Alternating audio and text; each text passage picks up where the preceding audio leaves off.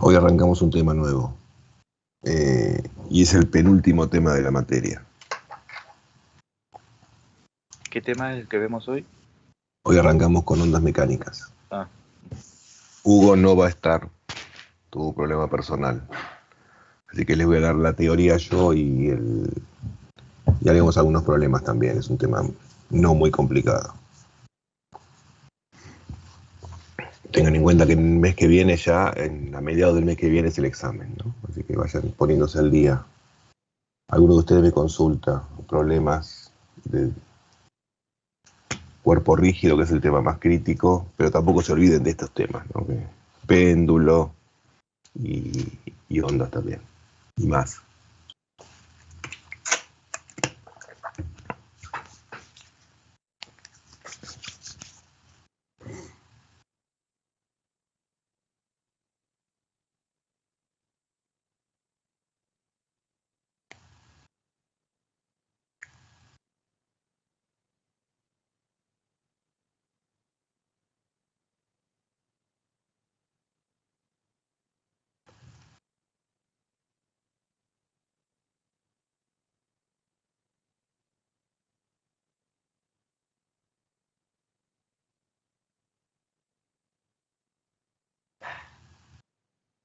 También acuérdense los trabajos prácticos, los que no nos entregaron o los que se los devolví para corregir, corríjanlo antes del examen.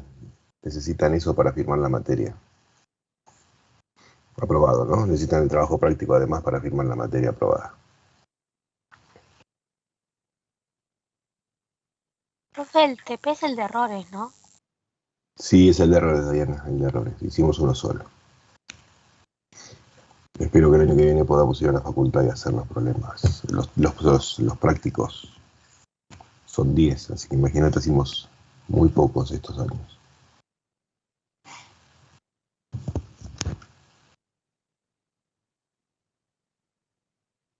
¿ya se sabe algo de la presencialidad o todavía nada? No, que yo sepa, no. Pero ya se está hablando de que algunas facultades están haciendo presencialidad solo para los prácticos. Sí. Se está hablando de que los finales van a empezar a ser presenciales en diciembre en algunas materias y en marzo todas. Sí. Así que yo creo que se está llegando a eso, a que quizás empecemos. No sé si las materias tan voluminosas como las nuestras de primer año, que son mucha gente. Pero yo creo que sí. Yo entiendo que muchas materias van a empezar a ser presenciales, otras quizás solo laboratorio, veremos, no sé, no tengo directivas. Yo tengo, profe, un amigo que está en la UTN de Pacheco Sí, y rinde final ahora en diciembre presencial. presencial. Sí, está en la nuestra también algunas materias, no todas. Pero sí, ya se está empezando a mover hacia la normalidad todo. Yo creo que el año que viene deberíamos acercarnos bastante a eso. Ya con más del 70% de la gente vacunada, con muy pocos casos. Por supuesto con distancia, barbijo, higiene. Básico, ¿no? Pero sí, yo creo que empezamos por ahí. El año que viene a normalizar. Bueno, si son los que están, son y 35, arrancamos, si les parece. ¿Alguna consulta con lo que vimos hasta acá? No me acuerdo, vimos péndulo, que es muy sencillo. Físico y péndulo simple. Y movimiento armónico simple. La verdad que eso no debería tener mayores inconvenientes. Pero si tienen alguna duda, chiflen, por favor. Bueno, les comparto.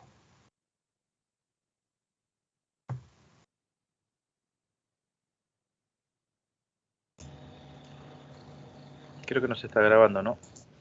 ¿Todavía? Buen comentario. Ya pongo a grabar. Gracias, Ale.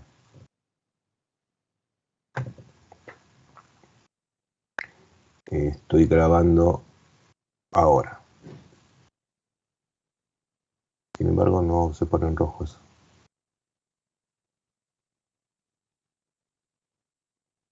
Ahí va. Ahora sí. Empezamos a grabar. Bueno, arranco. Ahora sí les comparto.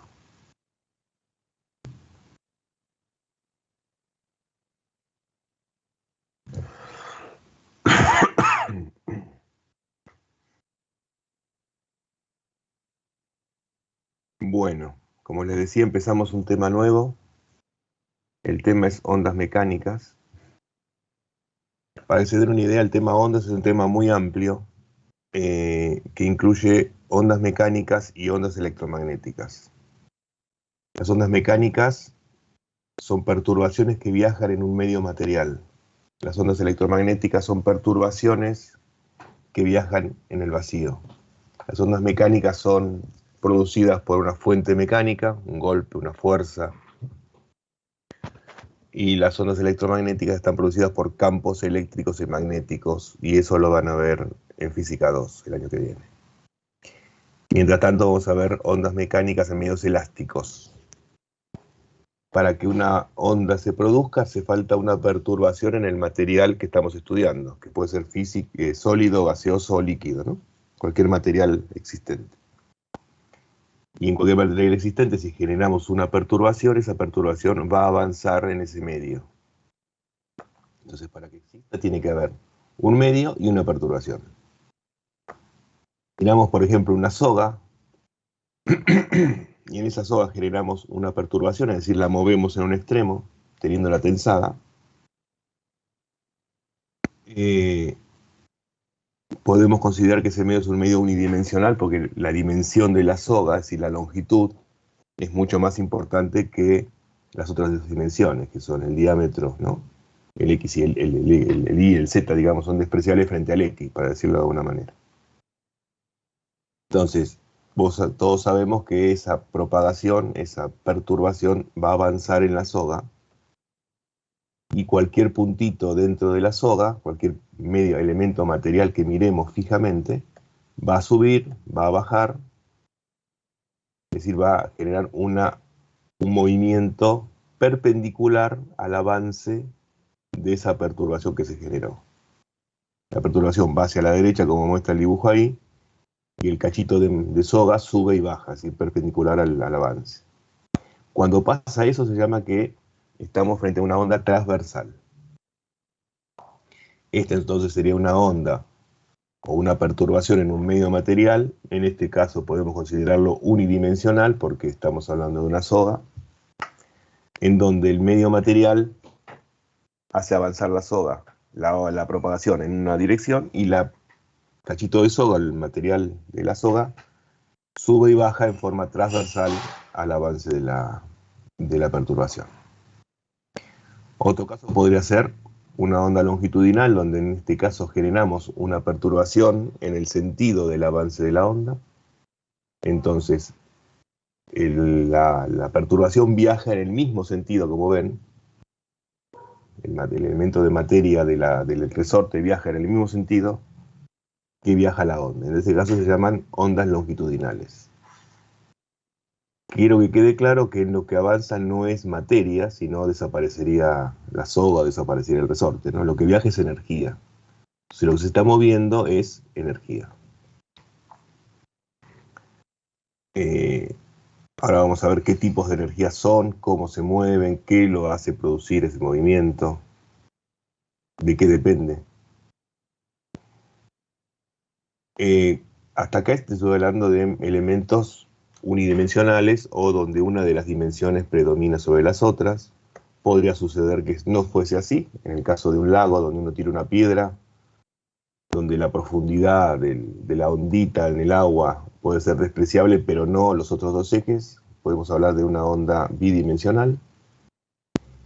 Y en el aire, en el gas, en el medio gaseoso en que uno vive, cuando habla o cuando genera ruido, ese ruido en general se propaga en 3 dimensiones.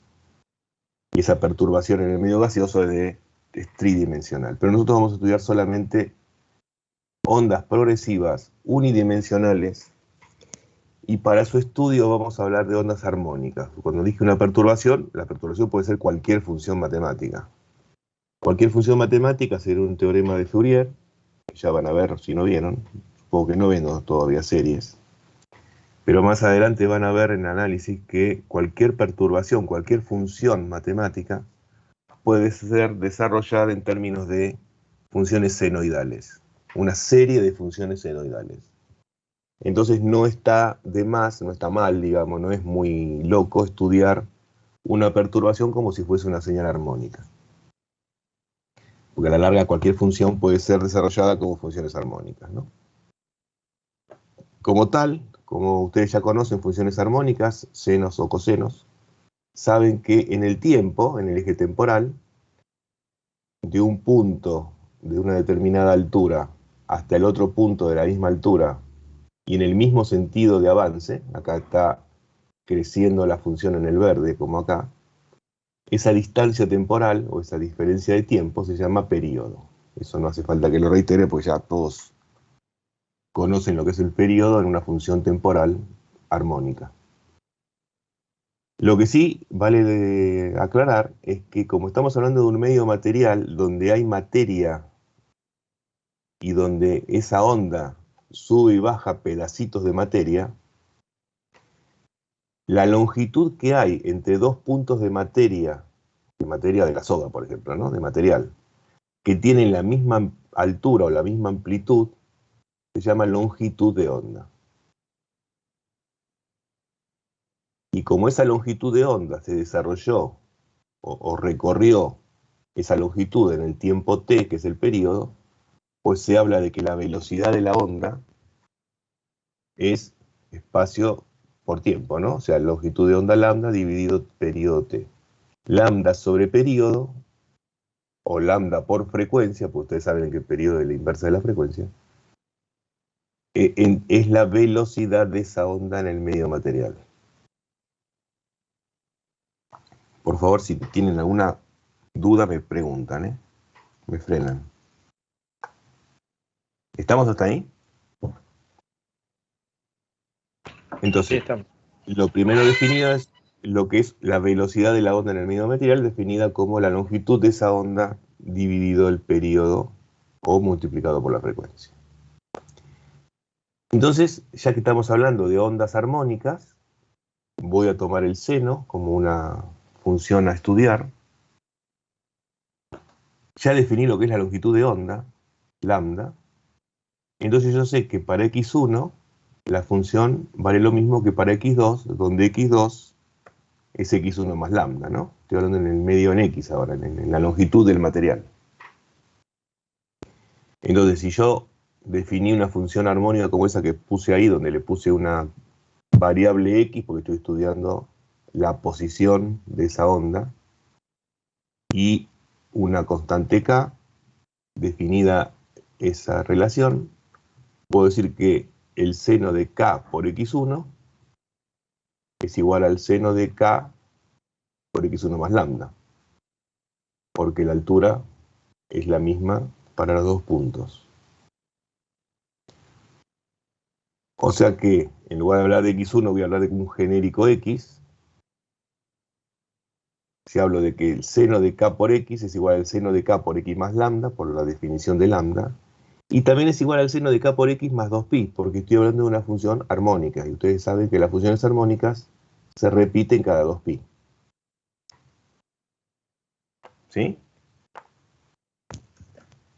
Dicho eso, que es un tema conocido, podemos decir que k por x más lambda es igual a k por x más 2pi. Estoy igualando los argumentos de estas dos funciones, porque si las dos funciones son iguales, es porque sus argumentos son iguales. Porque igualo los argumentos de las dos funciones seno. Distribuyo, simplifico k por x, y me queda que k por lambda es igual a 2pi. Ese k que yo puse acá como una constante que se me había ocurrido meter dentro del argumento de la función armónica que estoy estudiando como perturbación en el medio material, está relacionada con la longitud de onda. Y a ese k se lo llama número de onda, que es la relación que hay entre, es como si fuese cuántos argumentos 2pi entran en una longitud de onda, ¿no? Para decirlo de alguna manera. Y es un indicativo de qué dirección tiene esa onda. En este caso, como estamos hablando de ondas unidireccionales, es obvio que se va a mover en la dirección x. Pues si estuviésemos hablando de 2 o 3 dimensiones, ese k sería un vector que tendría una componente x y una componente y. si fuese en superficie, o 3 componentes, X y Z, si fuese en el volumen, ¿no? Acá no lo vamos a complicar, vamos a utilizar solamente ondas en una sola dirección, como les dije. Así que por el momento podemos hablar de que eso es un módulo de X, de módulo de K en el eje X. Yo no sé si se dieron cuenta, porque estamos hablando de una función que no es solamente una función espacial o una función temporal. Me refiero, no es una función que solamente se mueve en una dirección o que se mueve solamente en el tiempo. Se mueven las dos cosas, se mueven en el tiempo avanzando en una determinada dirección. Con lo cual hay que empezar a pensar que esta función senoidal no solamente es una función posicional, digamos, en términos de X, relacionada con una constante K, sino que va a tener también seguramente una función relacionada con el tiempo. Entonces vamos a estudiar eso. Imagínense que yo tengo un sistema de referencia fijo donde generé ese impulso o esa perturbación y le pongo un sistema de referencia móvil arriba de la perturbación, como hacíamos, ¿se acuerdan al principio de año con movimiento relativo? Que le poníamos un sistema de referencia arriba del móvil. Si se acuerdan del movimiento relativo, podemos relacionar la posición del sistema fijo respecto del sistema móvil, y es evidente que respecto de X' es X más velocidad por tiempo, porque sabemos que esa onda tiene una velocidad, que les recuerdo recién estaba relacionada con la longitud de onda y el periodo. Si despejo X de acá y reemplazo en mi función, en lugar de X me va a quedar X' menos B por T.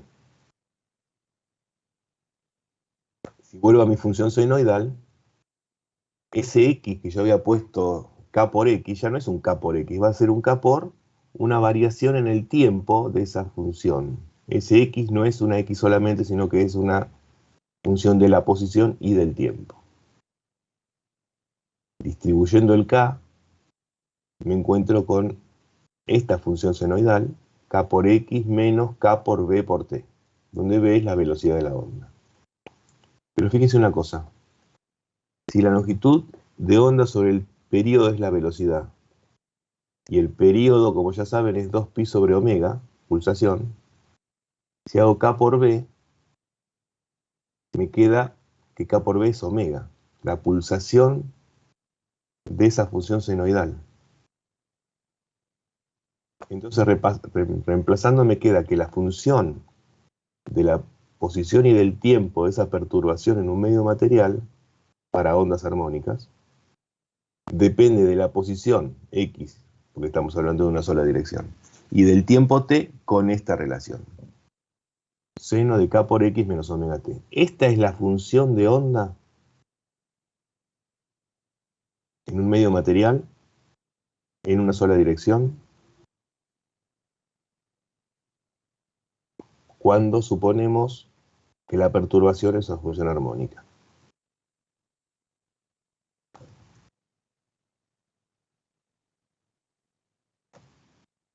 Como dijimos que K es 2pi sobre lambda, ¿se acuerdan recién, no? Habíamos deducido que K es igual a 2pi sobre lambda, y sabemos que la pulsación es 2pi sobre T, periodo. Sacamos el 2pi como factor común dentro del argumento del seno. Me queda que la función de dos variables, tiempo y posición, puede escribirse también de esta manera. Son dos las formas en que van a encontrar funciones de onda en medio material. De esta forma de acá arriba o de esta forma de acá abajo. Pregunto si se entiende la deducción de la expresión, si se entiende el concepto.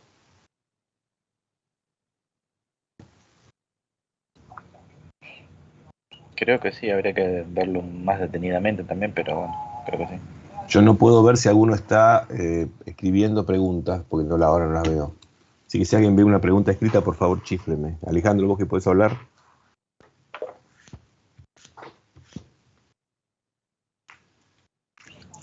No, sobre esto nada, Bueno, gracias. por ahora. Bien. Partiendo del análisis de la deducción de las ecuaciones de onda, recién fíjense que hablamos de una onda que va hacia la derecha avanzando hacia la derecha, de un sistema de referencia fijo XY. Y descubrimos que me da un signo negativo por la deducción que hicimos respecto de cómo se mueve la relación posicional de la onda respecto al sistema fijo hacia la derecha. Si fuese hacia la izquierda, y hace el mismo análisis, le daría más. Es decir, que ese signo que está acá, en el medio de la ecuación, del argumento del seno, es indicativo de hacia qué lado avanza la onda. Si es negativo, avanza a la derecha; si es positivo, avanza a la izquierda. En general, podemos expresarlas como más o menos dependiendo de para qué lado vaya. Entonces, visto para ver si se entendió o más o menos se capta la idea, voy a hacer dos problemitas de la guía muy pavos que están ahí. Vean esa señal de onda. Compárenla contra las expresiones que acabo de escribirles y díganme la amplitud de esa función de onda.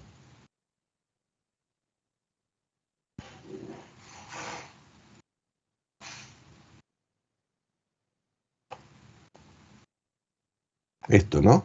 A. Es la máxima elongación que puede tener porque el seno a lo sumo vale 1. Así que la máxima amplitud es A, que es igual que lo que vimos cuando estudiábamos movimiento armónico simple o cualquier tipo de oscilación que estuvimos viendo. Esta es la máxima amplitud. Ahora díganme si se dan cuenta cuál es la longitud de onda. Compárenla con las ecuaciones que vimos ahí, las expresiones de las ondas. Díganme si se dan cuenta cuál es la longitud de onda de esta expresión.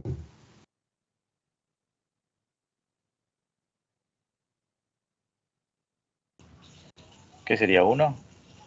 No, ¿No? no es 1. Fíjate. 2pi. 2pi está acá afuera, ¿no? O sea que yo la tendría que comparar contra esta expresión. Lo que está multiplicando por x, mejor dicho, lo que está multiplicando a la x, es 1 sobre lambda, ¿no? ¿Lo ven acá? ¿Se ve? Sí. Ah, sí. O sea que 2 es igual a 1 sobre lambda. ¿Se ve? O sea que lambda es un medio. La longitud de onda es un medio. Ah, claro. Sí, sí. Y ahora díganme si se dan cuenta cuánto es el periodo.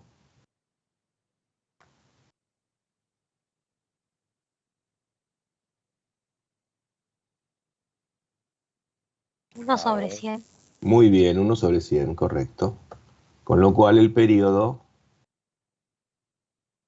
es 1 sobre 100, como dijiste recién, y la frecuencia es 100, ¿no? Pues la inversa del periodo.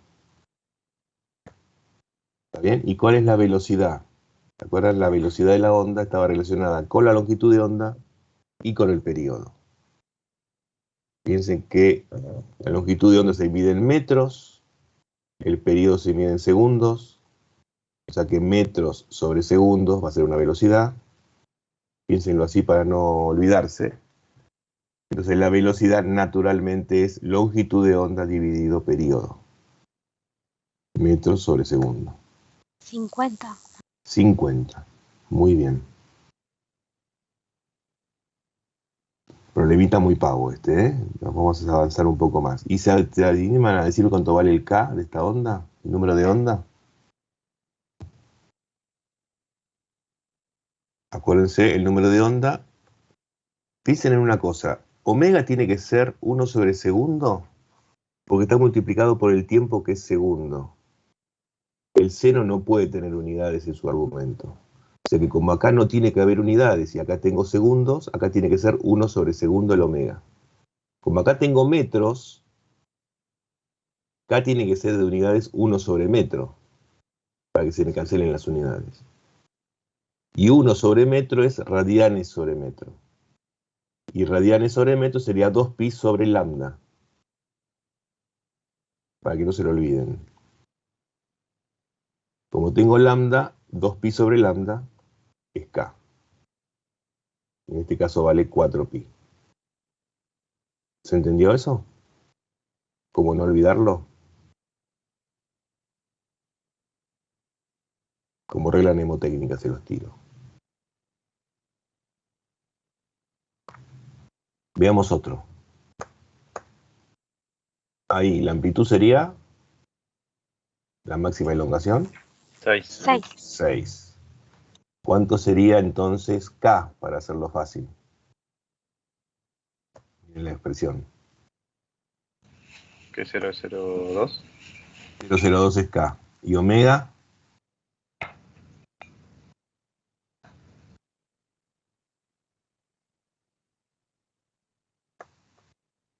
¿4pi? 4pi. Sí. ¿Y a qué lado va? ¿A la derecha o a la izquierda? A la izquierda. A la izquierda. ¿Por qué dijiste eso? Porque tiene signo más. Muy bien. Bueno, entonces sabiendo cuánto vale K, pueden sacar la longitud de onda, acordándose que el K es 2pi sobre lambda. ¿Por qué sobre lambda? Porque tiene que ser 1 sobre metro. Y la longitud donde se mide en metro, porque es longitud. Y omega es 4pi, o sea que 2pi sobre t, esto es más fácil porque se acuerdan de memoria que omega es 2pi sobre t, ¿no? Supongo. De ahí sacan el tiempo, la velocidad, lambda por f o lambda sobre t. ¿Vamos bien? Profe, Señor. ¿por qué acá era 4pi y en el anterior era 1 sobre 100? No entendí eso. Son dos problemas distintos, Sí. porque sí, porque acá encima va a la derecha y la otra va a la izquierda, son dos problemas distintos. Nada más que están expresada la onda en dos formas distintas. Una está expresada en términos de 2pi y la otra está expresada sin el 2pi afuera. Para que se acostumbren a ver las ondas, la expresión de onda. ¿Se entendió? Son dos problemas distintos con dos números distintos expresados de forma distinta. La idea es que de ver una ecuación de onda puedan deducir o puedan calcular todos los parámetros de la onda. Su longitud, su período, su K. ¿Sí? Su velocidad.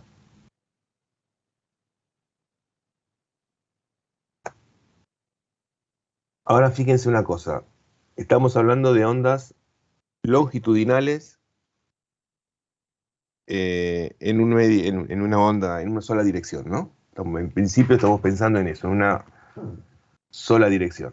Si estamos hablando de una sola dirección y estamos pensando en una cuerda, por ejemplo, ustedes saben, por experiencia, que la onda no puede progresar en la cuerda si no está tensada.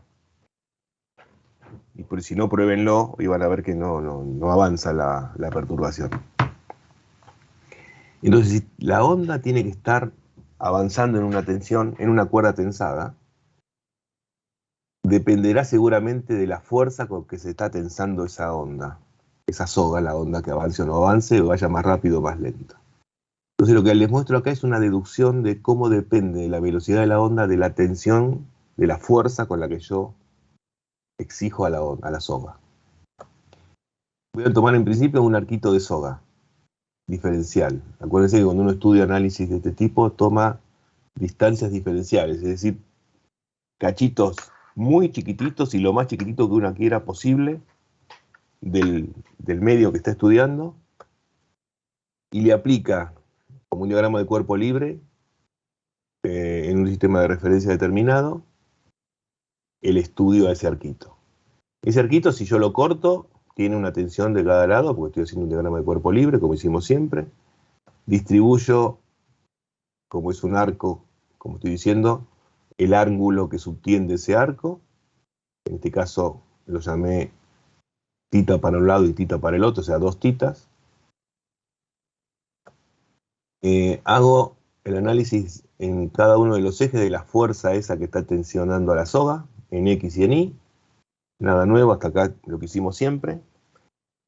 Y estudio ahora, y me fijo que en el eje X no hay tensión neta, porque tanto para un lado como para el otro son iguales y se cancelan. Pero hacia el lado de las Y's hay dos fuerzas, fíjense, T sub I es dos veces, que está apuntando hacia el centro de un arco de un pedazo de masa que tiene velocidad. A ver si se acuerdan de lo que estoy hablando. Si hay una trayectoria que no es rectilínea de un cuerpo que tiene velocidad, no es rectilínea la trayectoria, ¿qué tiene que sí o sí haber?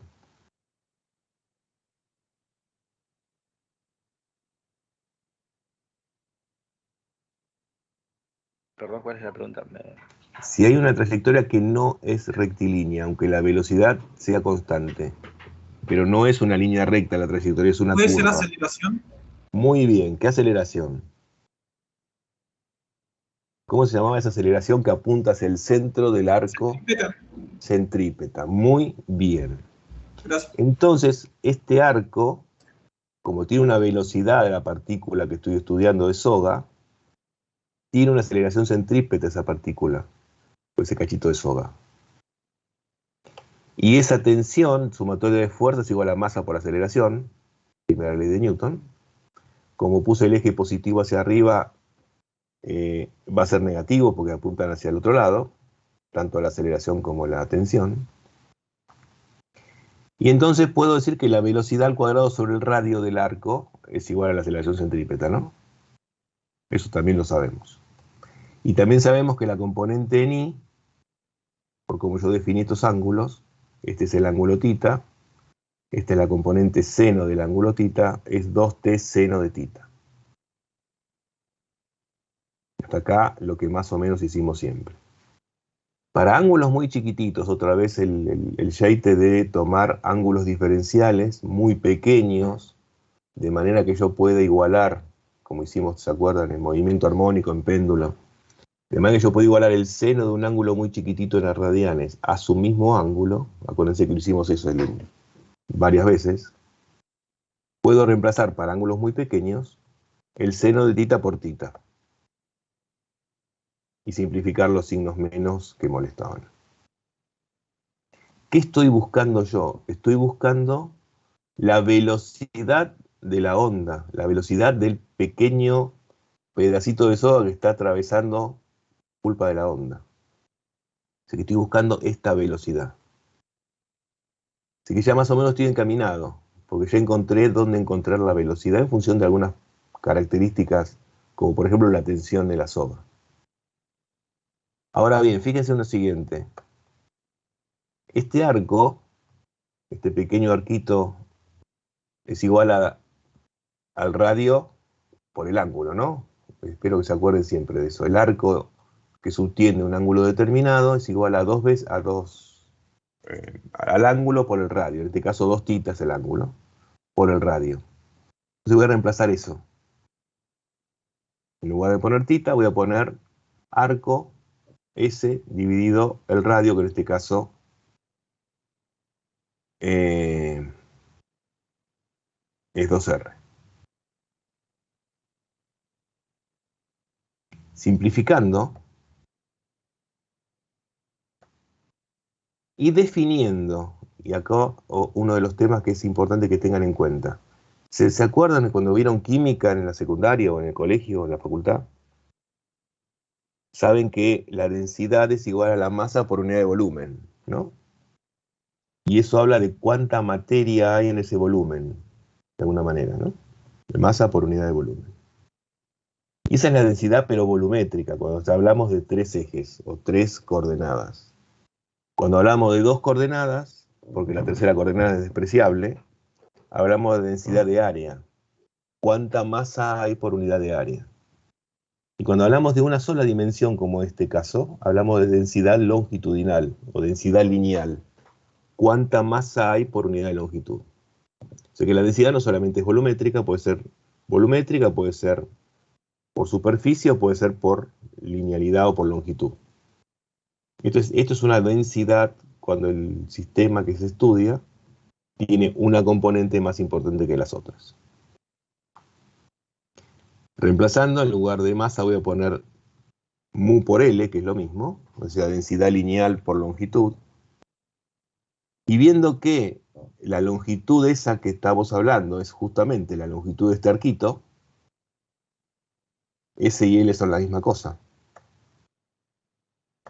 Y entonces veo que la velocidad con que avanza la onda, o la perturbación en el medio material, depende de la fuerza con que yo la estoy tensionando en forma directa.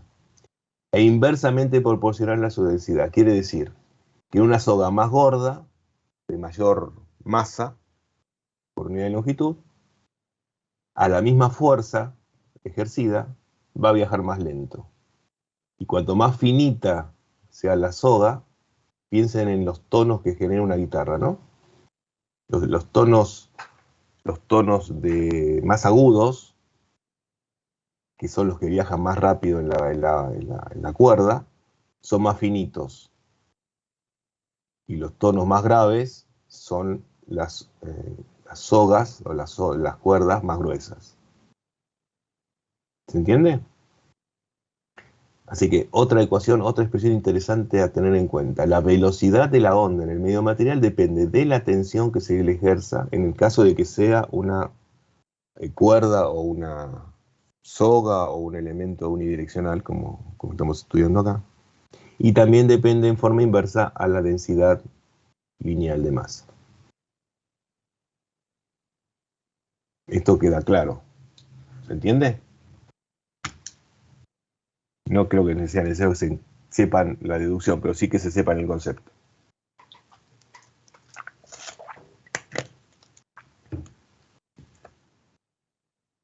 Eso es lo que acabo de decir.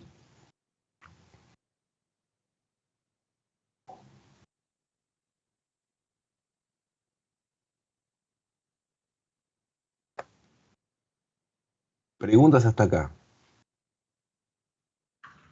De mi parte creo que no. Bien, entonces les hago un resumen rapidito. Vimos ecuaciones de ondas, de perturbaciones en medios materiales. Vimos que es una función de dos variables, posición y tiempo. Vimos la expresión que tienen, la posición está multiplicada por dentro del argumento de la función, por una constante que llamamos número de onda, que está relacionado con la longitud de la onda, y el tiempo está multiplicado por la pulsación, que está relacionada con el periodo y la frecuencia. Y vimos que la velocidad de la onda depende de las características dinámicas, para decirlo así, es decir, de la fuerza que se le ejerza y de la masa o densidad de masa que tenga el cuerpo. Vimos también que las ondas pueden ir en un sentido y tienen una expresión matemática, o en el otro y tienen otra expresión matemática con el signo menos ese del argumento. Ahora vamos a ver, y bueno, también vimos, me olvidaba, de que el pedacito de onda, si es una onda transversal, se movía en forma vertical, ¿se acuerdan que dijimos? Y por eso se llama transversal, porque se mueve en forma perpendicular al avance de esa onda. Si yo quiero estudiar qué velocidad tiene ese cachito de masa que yo estoy estudiando que sube y baja, pues conociendo la expresión temporal de la función de onda, si la derivo en i, en el tiempo, veo la velocidad en i de la partícula, ¿se entiende eso? Si yo derivo la posición en el tiempo, me sale la velocidad. La velocidad con que sube y baja este cachito de soga que les mostré antes que subía y bajaba cuando pasaba la onda. Si hacen esa derivada, se encuentran con esto, fíjense, a por omega coseno de kx menos omega t. ¿No les resulta conocido? Es un movimiento armónico simple. Y cuando hay una perturbación y una onda avanza en el medio material, en el eje perpendicular se está dando un movimiento armónico simple. Del pedazo de soga que, por supuesto, se queda siempre en su lugar, no es que avanza, pero sube y baja movimiento con un movimiento armónico simple.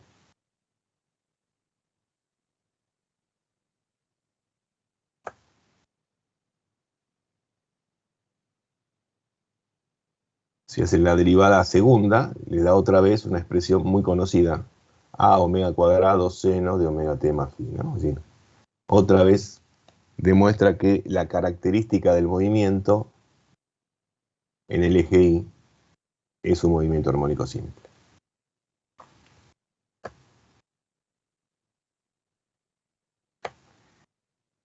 Veamos otra cosa. Dijimos que había ondas que viajaban a la derecha y ondas que viajaban a la izquierda. ¿Qué pasa si esas ondas se encuentran? ¿Qué pasa si coinciden dos ondas en el mismo medio material. Una onda I1 y una onda I2, que en determinado tiempo, y tienen un desfasaje, por ejemplo. Una pregunta que me hizo un alumno por chat ayer o hoy, no me acuerdo. Tengan en cuenta algo. Cuando hablamos de desfasaje, hablamos de desfasaje respecto a un determinado sistema de referencia. ¿Dónde estoy mirando la onda cuando la empiezo a mirar? Respecto de dónde empezó, eso es el desfasaje. Pero para la misma función. Siempre el seno y el coseno están desfasados pi sobre 2.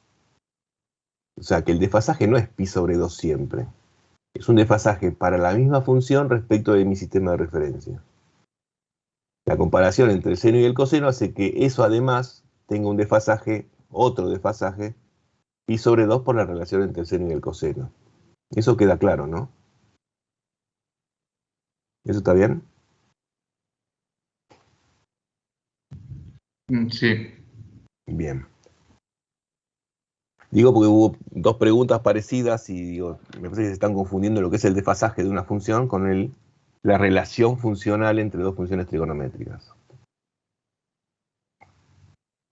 Bueno, dicho eso, supongamos entonces que hay dos funciones, dos señales, dos perturbaciones en el mismo medio, que están desfasadas. O sea, le empiezo a dar sacudón a la soga y después vuelvo a hacerlo con un desfasaje. Si yo veo que ese desfasaje fuese 0 y sumo ambas funciones, fíjense que estoy haciendo a seno de kx menos omega t, si fuese phi 0, ¿no? Más a seno de kx menos omega t, dos veces a seno de kx menos omega t. Es una interferencia constructiva porque estoy construyendo una señal más grande porque la estoy sumando en fase. Sería sumar la azul más la punteada, ¿no? Me da la violeta, que es la misma función, dos veces más alta que la original, y en fase con las sillas 2, porque están todas en fase. Todas empiezan en el mismo lugar, todas pasan por el 0 en el mismo lugar, todas tienen el máximo en el mismo lugar. Cuando eso pasa se llama interferencia constructiva y avanza y amplía la interferencia en el medio. Si fuese que phi fuese pi, 180 grados, intuitivamente ustedes saben que eso va a dar 0. Porque si una función crece, la otra decrece, porque está justamente desfasada en 180 grados. La suma de estos dos punto a punto me da 0. Eso se llama interferencia destructiva. Ahora vamos a ver una deducción matemática utilizando esta identidad trigonométrica que está acá, que dice que el seno de A más el seno de B es dos veces la misma amplitud por el seno de la semisuma por el coseno de la semidiferencia. Esta expresión analítica trigonométrica la van a ver mucho en ondas, así que más vale recuérdenla siempre. Cuando sumo dos funciones senoidales de distinto argumento, el resultado es dos veces la amplitud seno de la semisuma, o sería seno de la suma de los argumentos sobre 2, por coseno de la resta de los argumentos sobre 2. Está en cualquier libro de secundaria eso, pero ténganlo en cuenta porque sirve. Si hacen eso y suman los argumentos con el seno 1 desfasado en pi, les va a dar 0. Ahora lo vamos a ver. Pero intuitivamente todo el mundo se da cuenta que si una onda sube y la otra baja y están justamente desfasadas a 180 grados, que es el dibujito este que está acá, el resultado es 0. Pero podría ser que no haya un desfasaje ni 0 ni pi, puede ser que haya un desfasaje cualquiera, phi. Si aplicamos para el argumento kx menos omega t como A y kx menos omega t más phi como B, y aplicamos la semisuma, que es la suma dividido 2 por el seno, y para el coseno la semirresta, si la resta dividido 2, como se me simplifica, así que sé que acá me queda kx menos kx, omega t menos omega t, me da siempre mal, me queda phi sobre 2 nada más. Me queda que esta expresión tiene una componente coseno de phi sobre 2 por el seno de la misma función con desfasaje mitad. ¿Qué significa esto? Que si yo sumo dos ondas que van en el mismo sentido, porque ambos son negativos, van en el mismo sentido, pero tienen un desfasaje, la amplitud va a depender de ese desfasaje. Si el desfasaje es 0, coseno de 0 es 1, y me queda 2a seno de k x menos omega t. Es decir, la suma como con interferencia constructiva. Si el desfasaje es pi, coseno de pi sobre 2 es 0, entonces se me anula la señal. Y me da interferencia destructiva. Para cualquier otro desfasaje, la amplitud va a depender del desfasaje. Fíjense que 2a por coseno de phi sobre 2 es la amplitud, ¿no? La amplitud de esta onda depende del desfasaje.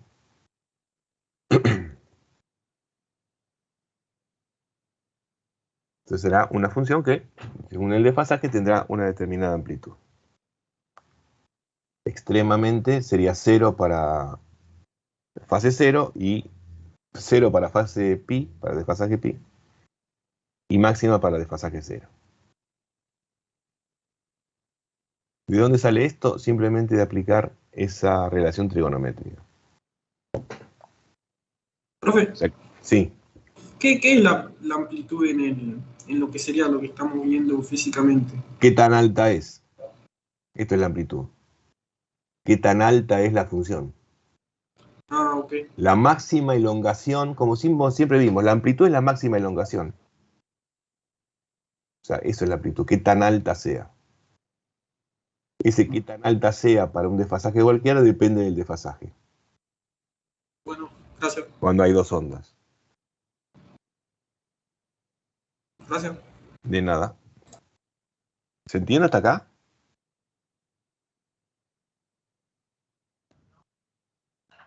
Sí.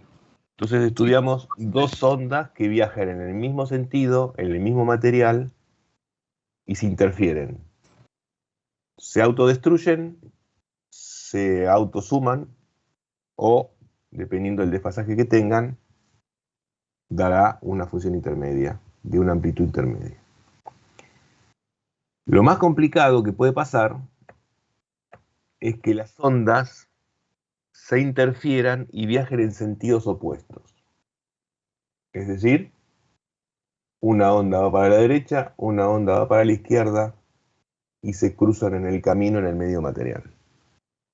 Eso se llama onda estacionaria y requiere que presten atención a lo que les voy a mostrar. Estoy hablando de que hay una onda que va a la derecha y una onda que va a la izquierda. ¿Está bien? Recién vimos dos ondas que van en el mismo sentido y teniendo un desfasaje. Ahora vemos dos ondas que van en sentidos opuestos. Me importa un bledo el desfasaje, por ahora. Pónganle que no tengan desfasaje, pero dos ondas que se encruentan y una va para un lado y otra va para el otro. Si hacen el mismo cálculo de recién, es decir, aplican seno de la semisuma, coseno de la semidiferencia, va a dar esto. Le va a dar que ya no tiene la forma de una función de onda dentro del argumento kx más o menos omega t. Fíjense, ¿ve? El seno es kx y el coseno es omega t. Como que se me rompió la relación de la deducción de lo que yo había dicho que era una función de onda, que era una función, una perturbación que avanzaba en el medio material. Si avanzaba en el medio material tenía esta pinta. Seno de kx más omega t. Esto, que no tiene esa pinta, ya no es una perturbación que avanza en el medio material. Culpa de que se encontraron dos en sentidos opuestos, en el medio, desaparece el avance. Y queda una función cosenoidal en el tiempo, cuya amplitud depende de la posición. ¿Se entiende lo que estoy diciendo? La amplitud de la onda, que es esto que está acá, 2a seno de k por x, porque claramente una función de este tipo es temporal, o sea que cuando estamos hablando del tiempo es cómo se mueve en el tiempo, y la amplitud es lo que multiplica esa función temporal. La amplitud de esa onda depende de en qué lugar estoy mirándola, y depende también del K, o sea, de la longitud de onda. Entonces analicemos esa función despacito. Se darán cuenta que para algunos lugares, para algunas posiciones X, el seno de KX me va a dar 0, ¿no? Entonces la amplitud de la función es 0. Para otros lugares, el seno de KX va a ser 1, y entonces la amplitud va a ser máxima. Los ceros se llaman nodos, y los máximos se llaman crestas. Entonces les voy a mostrar un video antes de avanzar.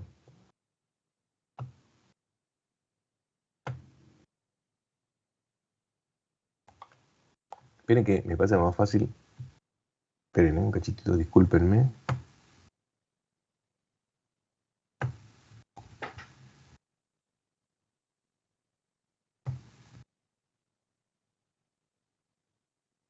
¿Están viendo o no están viendo? Sí.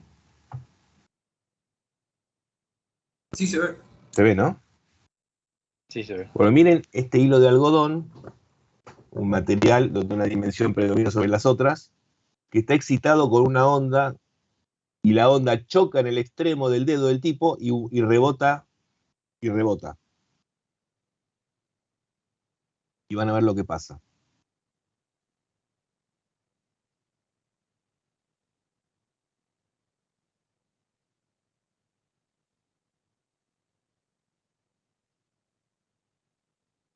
Ven que hay lugares donde hay ceros y lugares donde hay máximos.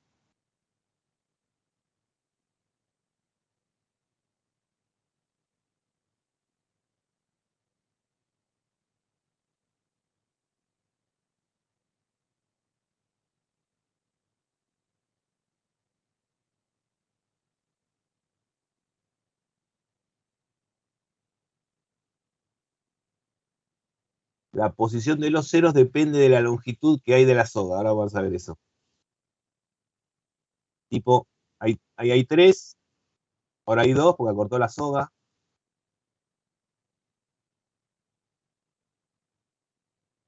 Ahora hay 1 porque siguió cortando la soga. La cantidad de nodos depende de la longitud de la soga. Me la está achicando y llega un momento que desaparece la onda.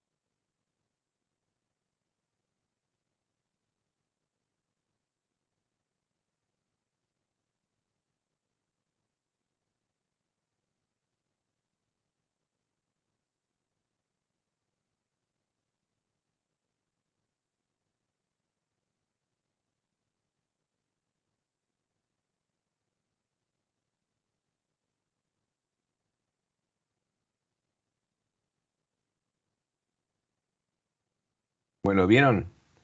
Entonces, cuando dos ondas o dos perturbaciones que viajan en sentidos opuestos se encuentran en el mismo material, se produce un efecto extraño. Desaparece la onda viajera en el medio material y aparece lo que se llama onda estacionaria, cuya amplitud puede ser cero, puede ser máximo, depende de la posición. Estudiemos qué pasa con la posición, ¿no? Fíjense una cosa, si yo tengo que es máxima la posición, o mínima, bueno, hablemos de nodos. Si busco un mínimo, como el seno es kx en la ecuación, y k es 2pi sobre lambda, 2pi sobre lambda por x tiene que ser 0. Y para que sea 0, el seno tiene que ser n veces pi. ¿Me siguen con eso, no? Números enteros de pi da 0 para el seno. O sea que si despejo de acá x, me queda n por lambda sobre 2. N igual a 1, y yo pongo la soga atada en los extremos de una pared, hacia la mano del tipo y el vibrador, por ejemplo, me da que x, la longitud, es igual a la mitad de la longitud de onda. ¿Por qué la mitad de la longitud de onda? Porque estoy acá midiendo la mitad de un seno. La otra mitad del seno estaría acá de este otro lado, que es donde no hay soga. ¿Me siguen con ese análisis? Estoy viendo la mitad de un seno. Y es la mínima frecuencia, se llama onda fundamental para n igual a 1. Ahora van a ver por qué.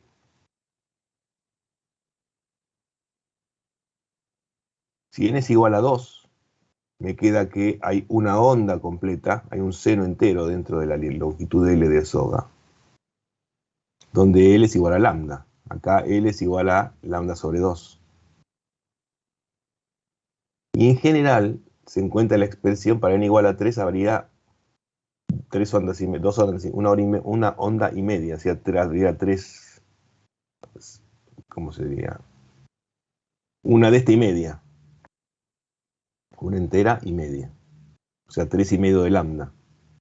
En general uno puede encontrarse que la lambda por n es la enésima longitud de onda, sería 2L sobre n, si despejan de aquí.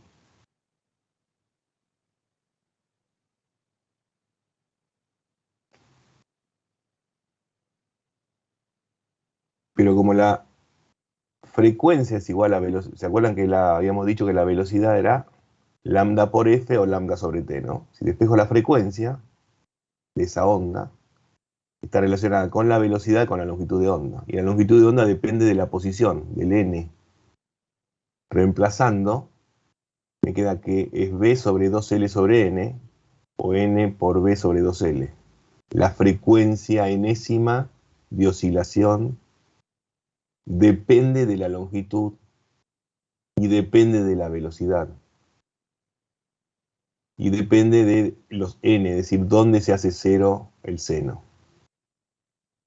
Si reemplazo la velocidad por raíz de la tensión sobre la densidad, ¿se acuerdan que habíamos hablado de que la velocidad dependía recién de la fuerza con que yo tensiono la soga y de la densidad lineal de masa? Me queda que el enésimo, acá está mal, acá en lugar de 1 debería decir n, ¿no? Esperen que voy a poner. Acá no es 1. Es n. El enésimo, la frecuencia enésima de oscilación depende de la tensión, de la longitud de la soga y de la densidad. Para la misma soga, o sea, para el mismo mu y el mismo L, depende de la tensión y depende de dónde yo lo haga o de dónde yo lo agarre. La frecuencia mínima es cuando n es igual a 1 y da la menor frecuencia de oscilación, n igual a 1. N igual a 1, menor frecuencia de oscilación. Fíjese que se dan cuenta que cuanto más ondas tenga acá, mayor es la frecuencia, y cuando menos ondas tenga, menor es la frecuencia, ¿no?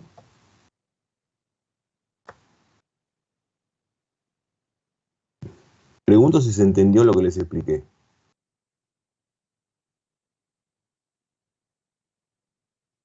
Sí, ¿Qué creo que quise sí. decir? Creo ¿Qué que quiero decir? Que si yo hago vibrar una onda de forma que rebote y vuelva esa onda en el mismo medio material, viajando en el sentido opuesto, ya deja de ser viajera y se convierte en una onda estacionaria. Esa onda estacionaria, por la expresión que encontré que tiene, va a tener ceros, o sea, nodos, y unos, o sea, máximos, dependiendo de la posición.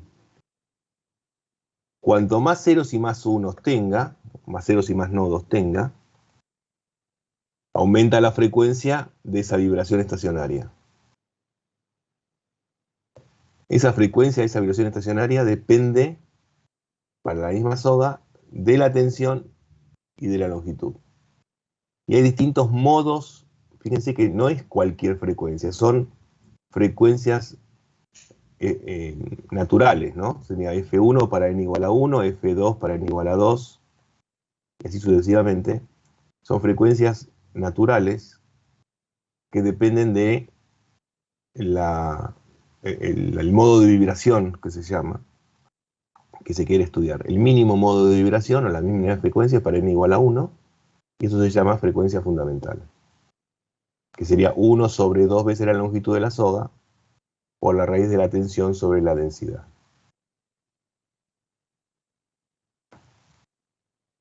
Creo que va a ser más claro con un problema. Hasta acá, conceptualmente se ve.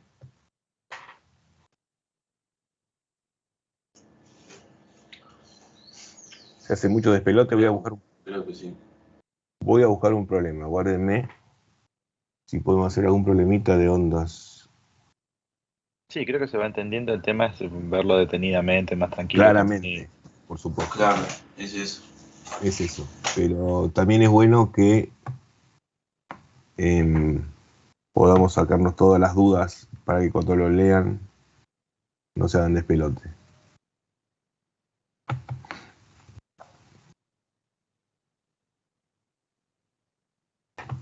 A ver.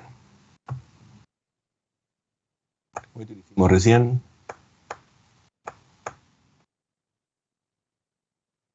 Un problema de la guía, más o menos como los que les di en la teoría recién, ¿no? Acá miren esto. ¿Cuál es la ecuación de onda que sumada a esta que está acá da una onda estacionaria? Me pregunto.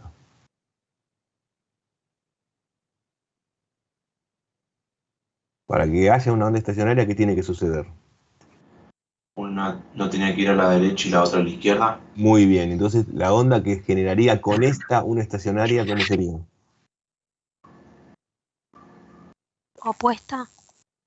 Sí, y decime cómo sería la expresión analítica.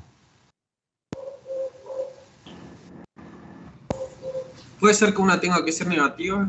Muy bien, en el argumento, ¿no? Correcto. Yo sumo estas dos señales, yo sumo estas dos matemáticamente y me da esa expresión, donde K vale 0,8 y omega vale 12. Es decir, encuentro esta expresión.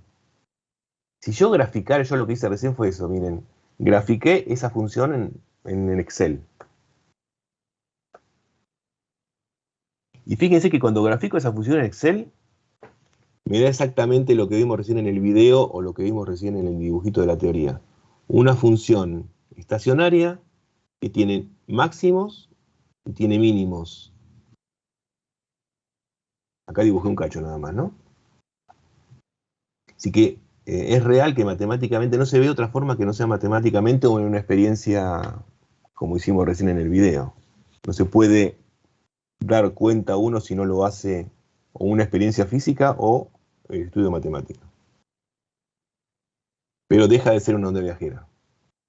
Después me piden la elongación en una determinada posición y tiempo, simplemente reemplazar tiempo por 0,16 y x por 2,3 y les va a dar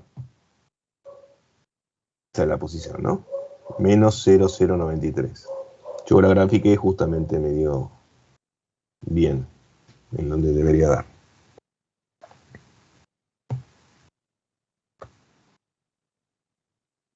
Después, bueno, esto tiene mucho que ver con afinación de guitarras y en la mayoría de los problemas de la guía habla de eso, ¿no?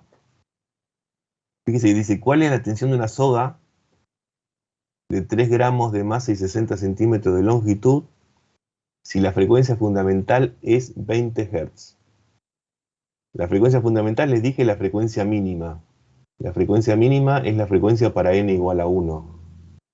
O sea que f de 1, que es 20 Hz, es 1 sobre 2 veces la longitud, 0,6 metros, raíz cuadrada de la fuerza o la tensión de la soga, dividido la densidad de masa lineal. Y la densidad de masa lineal es su masa sobre su longitud.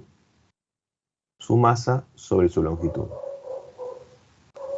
Reemplazando de aquí la fuerza, pueden calcular cuál es la fuerza que tiene esa soga para que vibre en la frecuencia mínima, es decir, que entre los extremos solamente haya una panza, es decir, medio seno.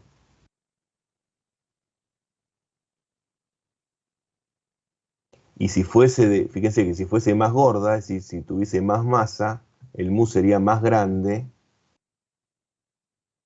Y si el mu fuese más grande, la frecuencia sería más chica. O sea que depende de la característica de la soga, ¿no? También.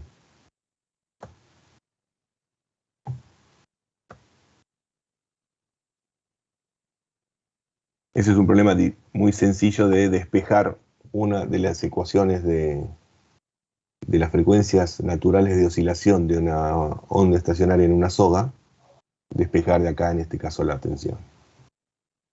Vean esta.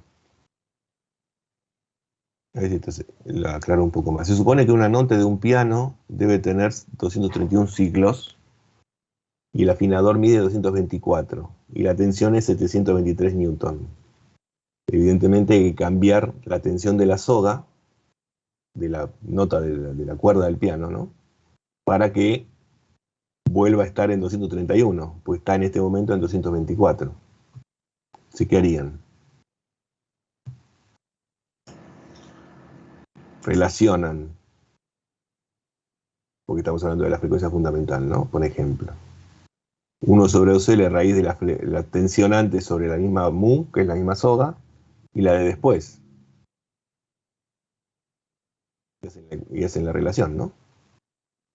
O sea que la tensión no es lineal, evidentemente, con la frecuencia, es una función cuadrática.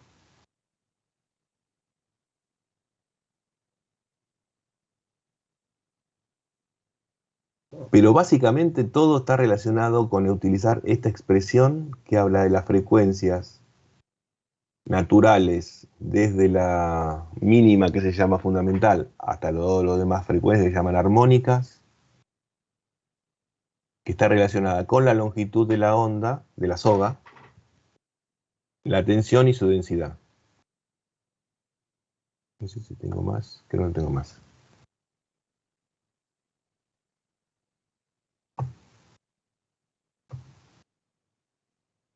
No hay mucho... A ver, hay aquí preguntas. Profe, una fecha fijada para el segundo parcial. Estás en otra. ¿Quién se entendió? Me alegro. Sí, es en noviembre. Aquí se llama segundo. El próximo parcial, como dije antes, es en noviembre. Calculo que será mediados de noviembre.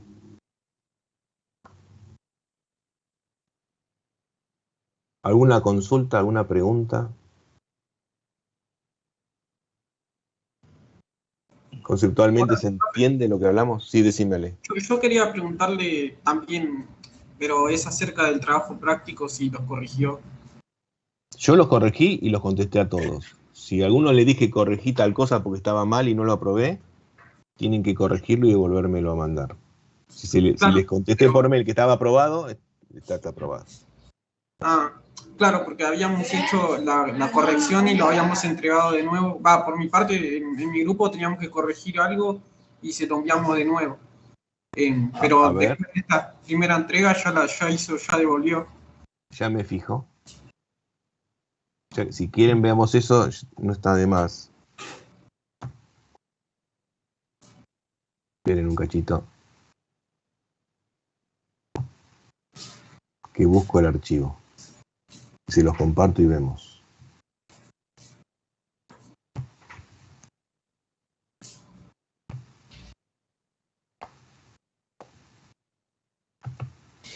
Este curso es el 1.13, ¿no? Sí, primero 3. Primero 13.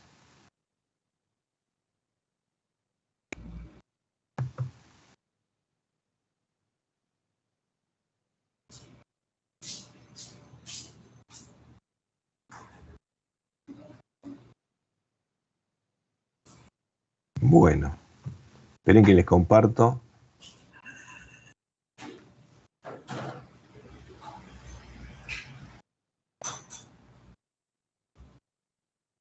¿Ahí ven? Sí, se ve. Freilich, Gatica y Veloso lo entregaron y lo aprobaron en agosto. Ian Cutica nunca me entregó nada y no sé si sigue cursando o no. Paladino en mayo lo aprobó. Galucci nunca me entregó nada ni aprobó nada y no sé si siguen cursando. Monzón el 3 de agosto lo aprobó. Florencia Fernández, Lara Fuentes y Enrique Hartmann nunca entregaron nada ni no sé si siguen cursando. Belén Benina lo aprobó el 4 de agosto. Segovia, Olivera y Machado nunca me entregaron nada. Ese es mi grupo y yo estuve hablando con mi compañero y me dijo que lo había entregado. No entregó nunca nada. ¿No entregamos? Ah, Nada. parece entregado. No solamente nunca entregaron nada, no aprobaron nada tampoco. Así que más vale que urgentemente hagan algo. No se confíen de que me dijo mi amigo que son un grupo.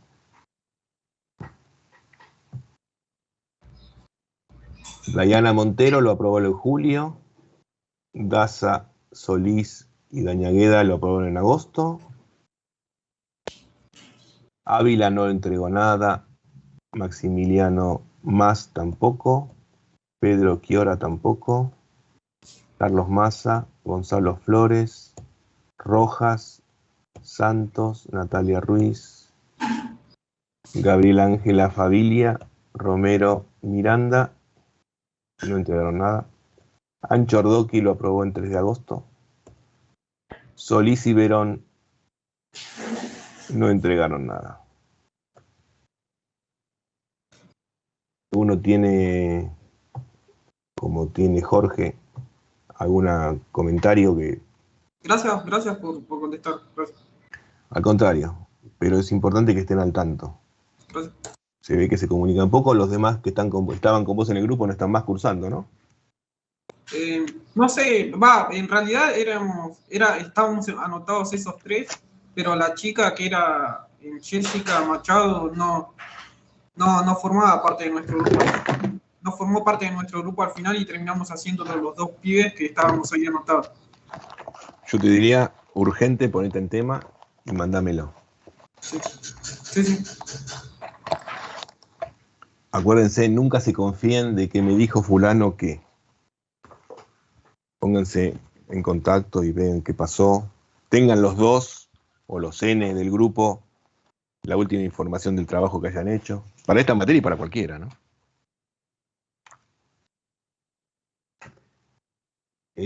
Bueno, chicos, eso. Parcial, mediados de noviembre. Temas, lo terminamos recién. Por supuesto, pueden ver la guía y preguntarme lo que quieran, como suelen hacer. Y falta un solo tema para terminar la materia, que empezaremos la clase que viene, ¿qué es la clase que viene? Hoy qué día es, no sé qué video vivo. Hoy es 13. Profesor. Hoy es 13. El 20 y el 27 seguramente hagamos el último tema y después nos queda una clase de repaso. ¿Qué Sí, tema el es que queda? recuperatorio del primer parcial, ¿cuándo es? Eso es en diciembre. No tengo las fechas acá presentes, pero eso va a ser después del... No me acuerdo la fecha de final. Pero alrededor del 10 de diciembre. Si querés después les contesto por escrito porque me tengo que fijar.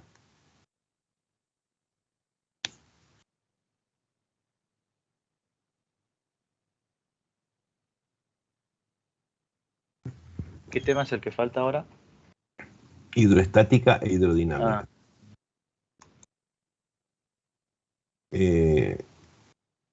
Digamos que después de movimiento armónico simple empezamos a alejarnos del concepto prácticamente anual que vimos toda la materia, que es cinemática, dinámica, energía y trabajo, que la vimos para partículas y después para cuerpo rígido, que diría que es la parte más gorda y más importante de la materia, y después movimiento armónico, que es importante, que incluye péndulo, el resorte y la masa, ondas, y lo que viene ahora después, digamos que se aleja un poco de lo tradicional de la materia. Lo más gordo y lo más importante lo vimos. Falta este último tema.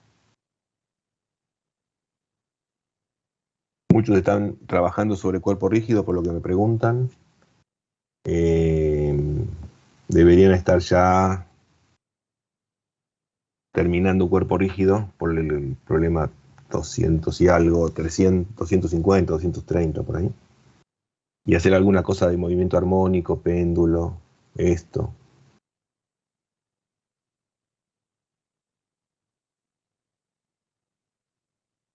Bueno, gente, si no tienen preguntas,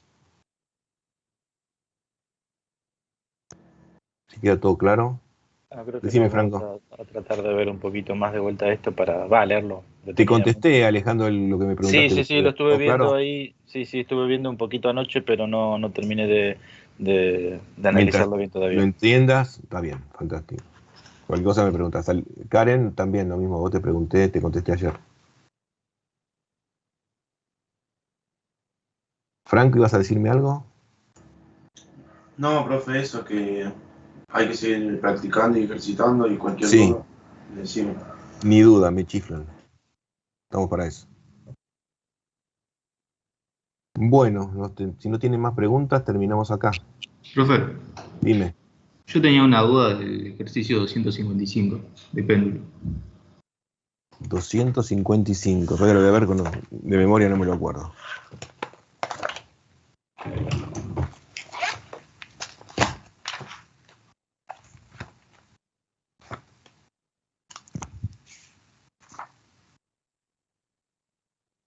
Ajá, sí.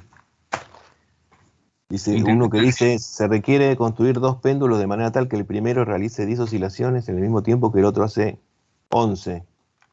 Está relacionando, ese péndulo, ese problema te está diciendo que está relacionando entre los dos péndulos el periodo de oscilación. Uno hace 10 oscilaciones por segundo y el otro 11 oscilaciones por segundo. Si haces la relación, ¿qué te pide que calcules? Entre los largos. Si haces la 2pi raíz de L sobre G, como se supone que estás en el mismo lugar y la misma gravedad, podés hacer el cociente entre las dos ecuaciones y te queda T1 sobre T2, 2pi raíz de L1 sobre G, sobre 2pi raíz de L2 sobre G. ¿Me seguís? ¿O te lo digo? Lo estoy diciendo así, ¿no? Sí. Simplificar los 2pi, simplificar la G, y te va a quedar que la relación de periodos, uno es 10 sobre segundo y el otro 11 sobre segundo, es igual a la raíz cuadrada de las longitudes. Conocida la longitud de 1, o si querés sacar las relaciones, 10 sobre 11 es la relación entre los largos de los periodos. 10 sobre 11, mejor dicho, es igual a la raíz cuadrada de la relación entre los periodos, de los largos de los péndulos. Me parece que si siento despelote, te lo voy a escribir. Se va a hacer más fácil así. Espera.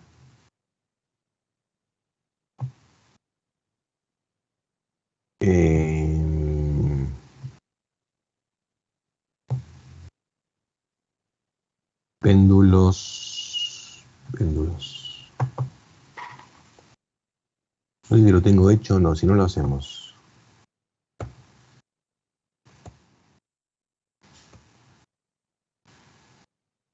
Este lo hicimos con ustedes, ¿no? Sí, el del bagajo este, sí. Sí. Que es bastante largo. Sí, ese, si no me equivoco, fue la clase pasada. Sí, creo que sí, hicimos esto la clase pasada. Bueno, espérate, no lo había hecho porque es de péndulo simple, ¿no? Este es el problema. Así lo esbozo rápido, ¿eh? Te dice... Perdón.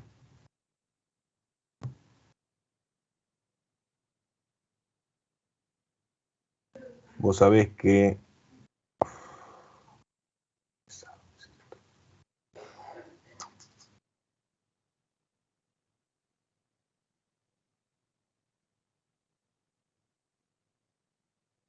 Vos sabés que el periodo T de una oscilación armónica es 2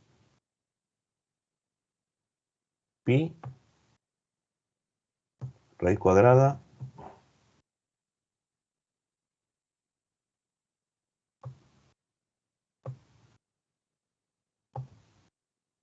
L sobre G, ¿no? Sí. Bueno, y vos tenés dos péndulos. O sea que tenés este péndulo, vamos a llamarle 1 de longitud 1.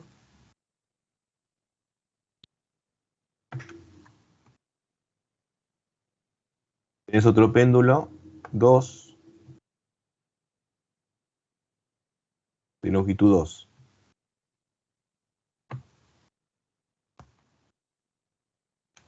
Este dice que oscila, como dice, hace 10 oscilaciones por segundo, T1, y 11 oscilaciones por segundo, T2.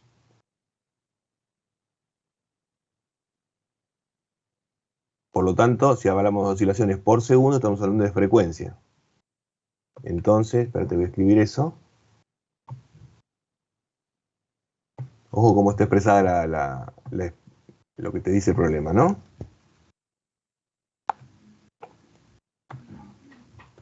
Oscilación por segundo es frecuencia. O sea que F1 es igual a 10 oscilaciones por segundo. ¿Está bien? O sea que T1 va a ser igual a la inversa de esto. ¿Está bien? Sí. A 0,1. Y F2 va a ser igual a 1 sobre 11, que no sé cuánto, 0,99. ¿Cuánto es eso? 0,09 segundos. Esto es peor, esto es T2.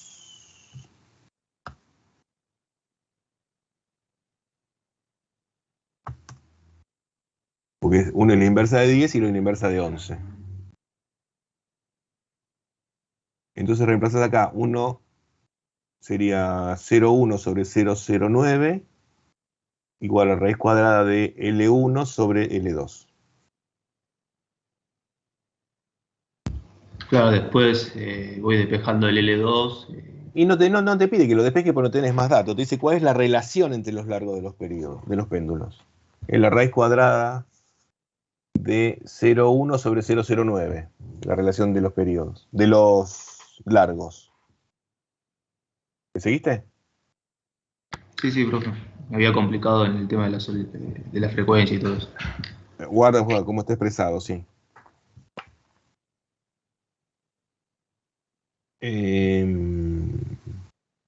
Preguntas. Más preguntas.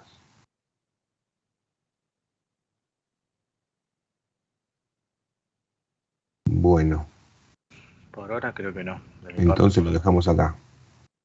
Vayan leyendo esto. La clase que viene empezamos con tema nuevo. Así que vayan teniendo más o menos al día lo que vimos hoy, que no es muy complicado. ¿Se podrá subir el material de hoy para...? Ya mismo. Sí, ahora mismo lo subo. Espera, decir y hacer, pues si no uno se pierde. Teams. ¿Qué grupo es? 1.13, ¿no? Dijimos. Sí, pues yo tengo el apunte, pero está bueno como estaba en lo que vimos hoy. Creo que está más resumido y más. ¿Se entendió? Me alegro. Bien. 1.13 dijimos. Archivos.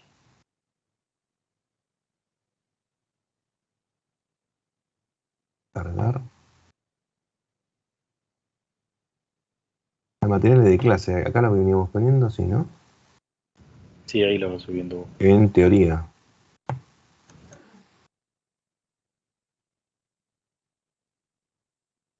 Bueno, yo le voy a cargar el archivo de PowerPoint.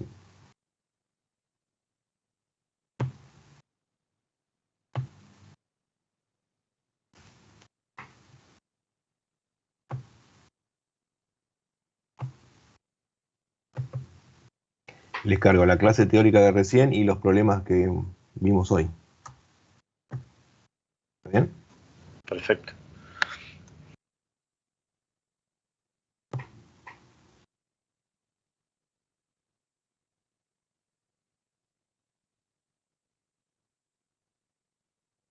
Ahí están cargados. Listo, gracias. De nada. Bueno, chicos, voy a dejar de grabar. De tener grabación.